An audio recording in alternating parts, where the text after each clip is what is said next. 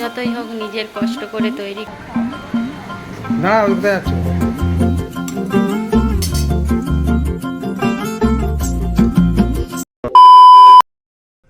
Hello friends, good morning. সকলে কেমন আছো? আশা করি ভালো আছো। আমি আছি খুব ভালো। তোমাদের সুস্থতা কামনা করে আমি সঞ্চিতা আমার নতুন একটা ভিডিও তোমাদের সকলকে অনেক অনেক স্বাগত জানাই। সকালবেলায় দেখো তোমাদের সাথে রুমটা একটু শেয়ার করে দিলাম। রুমটা নয়, রুমগুলো আর কি। এটা একটা রুম। এখন আমি যে রুমটায় থাকি উপরের, আর একটা রুমে বাকি আছে, কারণ অনেক জিনিস জমা আছে। আর এদিকে দুটো রুম আছে, দুটো রুমের পুটির মানে যে দেওয়ার কাজ কমপ্লিট, শুধু বাকি আছে। এরপরে এটাকে সমান করে ঘষবে, ঘষে প্রাইমার লাগাবে। এখানটাও বাকি আছে মনে হচ্ছে গো। তোমাদের দাদাভাই দিচ্ছে দেয়ালগুলোতে জল, তোমাদের সাথে একটু দাঁড়াও শেয়ার করছি। তাই দেখো, একেই বলে কাজের ছেলে। কোমরে গামছা বেঁধে স্প্রে মেশিনে জল ভরে দেওয়ালেতে জল দিতে বলেছে মিস্ত্রিরা, দেওয়ালেতে জল দিচ্ছে। সকালবেলায়, কালকে বিকালবেলাতেও দিয়েছে, আজকে আবার সকালবেলাতেও দিচ্ছে। যতই হোক নিজের কষ্ট করে তৈরি করে বাড়ি, তাকে তো সুন্দর করে গুছি বাগিয়ে আমি রাখবো তাকে, কিন্তু সুন্দর করে তৈরি করার দায়িত্ব তো তার। যাই হোক, ভিডিওটা কন্টিনিউ দেখতে থাকো, সারাদিন কি করি না করি। তারপর সোজা চলে এসেছিলাম, দেখো ভিডিওটা শুরু করার পর রান্নাঘরে এসে চা বানাতে শুরু করেছি। চা বানাচ্ছি মিস্ত্রিদের জন্য। আর সকাল থেকেই মুডটা একটুখানি খারাপ আছে, আর মনটাও খারাপ আছে। আর তোমাদের দাদাভাইয়ের সাথে ঝগড়া করতে করতেই আমি চা নিয়ে যাচ্ছি। একদিকে তো ভিডিও বানিয়ে দিবে না, আর অন্যদিকে কোনো কিছু যদি বলিও তাও ঠিকঠাকভাবে করে দিবে না। দিয়ে যখন দেখবে যে রাগ করেছি তখন এসে ক্যামেরাটা ধরবে। তাহলে হাসিও পায়, আবার মাঝে মাঝে রাগও লাগে। কী আর করবো, ওইভাবেই চলে আমাদের জীবন।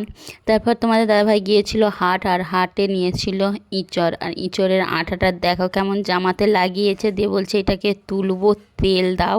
তার জন্যই তেল দিয়েছিলাম, আর তেল দিয়ে ঘষে ঘষে তুলছিল। আর হাট থেকে কি নিয়ে এসেছে দেখো, তোমাদের সাথে একটুখানি শেয়ার করে দিচ্ছি। তরমুজ নিয়ে এসেছে, কারণ এখন তো বললাইছি প্রত্যেক দিনে তরমুজ আমাদের বাড়িতে খাওয়া হচ্ছে, মানে প্রচুর পরিমাণে, এত পরিমাণ খাওয়া হচ্ছে ধারণার বাইরে। আর বললামই তো ইঁচড় নিয়েছে, কারণ ইঁচড়ের আঠাটা জামাতে অলরেডি লাগিয়ে নিয়েছে। আর নিয়েছে ঝিঙে, শসা আর কাগজি নিয়েছে, বাস এই কটাই জিনিস নিয়েছে। কারণ এর আগেতেও হাট গিয়েছিল, প্রচুর সবজি এনেছিল, বেশ কিছু সবজি এখনও ফ্রিজে ছিল। তার জন্য আমি বারণ করেছিলাম আর বিশেষ কিছু নিও না, অল্প করেই নিবে। আর আমি তারপরে এদিকে সোজা চলে এসেছিলাম মুড়ি খাওয়ার জন্য, বেসন বড়া করতে, বেসনের যে ফুলুরি হয় সেগুলোই বানাতে। আমার ছেলে আর শ্বশুরমশাই শুধু মুড়ি খাবে, আর কেউ মুড়ি খায় না সেভাবে। আর আজকে আমি যে ভয়েসটা দিচ্ছি, তোমরাও ভাবছো যে দিদিভাইয়ের ভয়েসটা অন্যরকম লাগছে। হ্যাঁ, একটু অন্যরকম লাগছে, কারণ বাড়ির পরিস্থিতি এতটাই বাজে ধারণার বাইরে। মানে না পাচ্ছি ঠিকঠাকভাবে ভিডিও বানাতে, না পাচ্ছি ঠিকঠাকভাবে সময় মতন এডিট করতে। আর এডিট করতে যদিও বা পারছি, ভয়েস দিতে ঠিকঠাক পরিবেশ পাচ্ছি না। মেন সমস্যা ওইখানেই হয়ে যাচ্ছে। তার জন্যই বেশি প্রচুর মনও খারাপ হয়ে যাচ্ছে, আর সমস্যাও হচ্ছে। আর এই বাড়ির কাজের জন্য কোনো বাইরেতেও কোথাও যাওয়া হচ্ছে না, কোনো কিছুই করা হচ্ছে না। আর এদিকে আমিও অল্পখানি মুড়ি নিয়েছিলাম, কারণ একদমই মন মেজাজটা বললামই তো ভালো নেই। আর কোথাও যাওয়া হচ্ছে না বলে বিশেষ করে আরও একদমই মন মেজাজ ভালো নেই। টাইটেল থাম্বনেলে তো দিয়েইছি, 16-17 দিনের উপরে হয়ে গেল তোমাদের দাদাভাই ছুটিতে এসেছে, এখনও একদিনও শ্বশুরবাড়িতে গেল না। হ্যাঁ, এখনও পর্যন্ত একদিনও আমার বাবা মায়ের সাথে দেখা করতে গেল না। আমার বাবা এসেছিল রথের দিনে, এসে দেখা করে গেছে, কিন্তু তোমাদের দাদাভাইয়ের এখনও পর্যন্ত সময় হয়নি যে আমার বাবা মায়ের সাথে গিয়ে দেখা করে আসুক। তাকেই বা কী দোষ দেব, কিছু তো করার নেই। এক তো এত পরিমাণ গরম কদিন ধরেই চলছিল, তার উপরে আবার বাড়িতে কাজ হচ্ছে। আর নিজের বাড়ি অনেক কষ্ট করে বাড়িটা বানিয়েছে, তাহলে সেটার দায়িত্বও তো তাকে নিয়ে বাগাতে হবে। কারণ 1 মাসের ছুটিতে যতটা কাজটা সারা যায় ততটুকুই সে করার চেষ্টা করছে। আর এদিকে আমি কি রান্না করেছি তোমাদের সাথে একটুখানি শেয়ার করে নিলাম। এদিকে করেছি টমেটোর চাটনি, মাছ ভাজা, খেটে শাক আর একটা সব রকম সবজি দিয়ে তরকারি। এই তরকারিটা সবারই কিন্তু ভীষণ প্রিয়, আমার যেমন প্রিয়, আমার ছেলের প্রিয়, তেমনি তোমাদের দাদা ভাইয়েরও ভীষণ প্রিয়, আর আমার শাশুড়ি মা, শ্বশুরমশাই সবারই এই সবজির তরকারিটা কিন্তু ভীষণ প্রিয়। তার জন্য হামেশাই এরকম সব রকম সবজি দিয়ে কিন্তু আমাদের তরকারি হয়। আর এদিকে আমার রান্না বাড়া কমপ্লিট একদম করে, গ্যাস থেকে শুরু করে সমস্ত কিছু পরিষ্কার পরিচ্ছন্ন তো করতেই হবে। রান্না করার আগে 1 ঘন্টা আর রান্না করার পরের 1 ঘন্টা মেয়েদের তো এক্সট্রা সময় লাগে, কিন্তু সবাই ভাবে যে রান্না করতে আর কতটুকু সময় লাগে। রান্না করার আগে জোগাড় করতে যেমন 1 ঘন্টা সময় লাগে, তেমনি রান্না করার পরেও সমস্ত কিছু গুছানো, বাগানো, মোছা, পরিষ্কার করতেও কিন্তু প্রায় 1 ঘন্টা সময় লেগে যায়। কিন্তু সেটা কেউ বুঝেও না আর কেউ দেখেও না। দেখো, মনটাও এমনিতেও সকাল থেকে খারাপ ছিল, কারণ বললামই তো এখনও কদিন হয়ে গেল কোথাও যাওয়া হয়নি, একটু কোনো ঘোরা হয় না। তোমাদের দাদাভাই এলে তবেই আমি একটু বাইরে ঘুরতে পাই।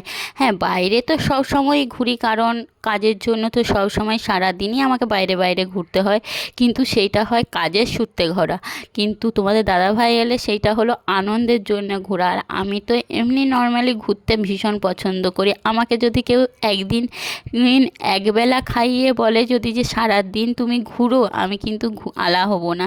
কিন্তু আমাকে সময় মতো যদি না আমি ঘুরতে পাই, আমার কিন্তু ভীষণ খারাপ লাগে। আমার মতো কে ঘোরার পাগল আছো একটুখানি কমেন্টস করে জানাবে।